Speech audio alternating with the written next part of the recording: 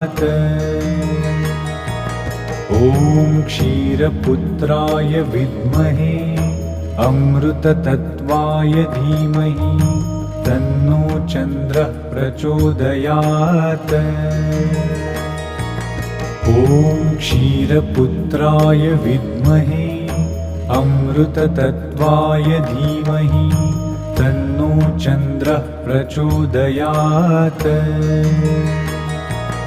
ॐ क्षीरपुत्राय विद्महे अमृततत्त्वाय धीमहि तन्नो चन्द्रः प्रचोदयात्।